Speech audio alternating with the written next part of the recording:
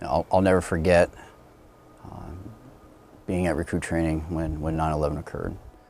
We were all seated in a box inside that Thunderdome, and that's when the chaplain came out and delivered to us the events of that day. First thing he said was, recruits, please understand this is going to affect most of you.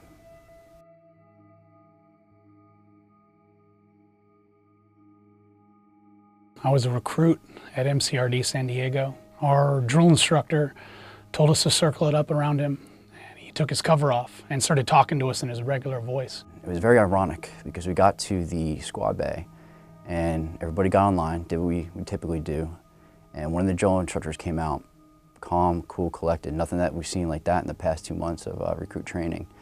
He said, recruits, go ahead, pull out your foot lockers, go ahead and take a seat, write letters home, and you can talk quietly amongst yourselves.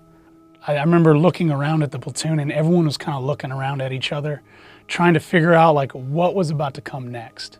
And we all thought this was a test. We thought, they're messing with us, something's gonna come from this. And he told us that the United States was under attack on the East Coast and that we might want to pay attention to what we're learning here today because we may need it again sometime in the near future.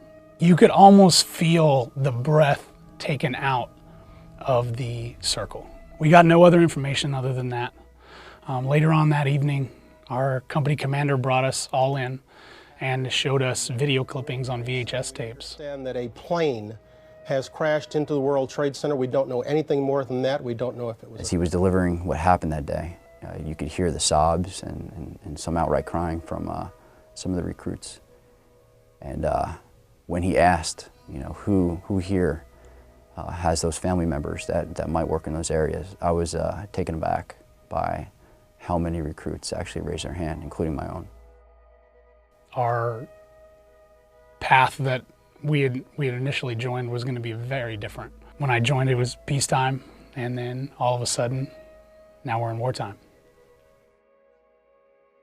I'll never forget making that phone call to my mother, the fear in her voice, knowing of what the eventuality was going to be for me, being a United States Marine and now being at a time of war. It's, the shake in her voice is something that I'll never forget.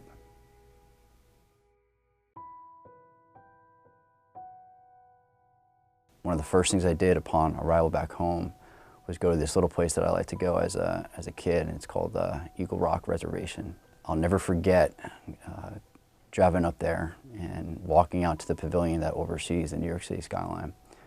And you look to the north of the city and you see the Empire State Building and the Chrysler Building, and you could make out the New Yorker. And then you look to the south and it's just barren.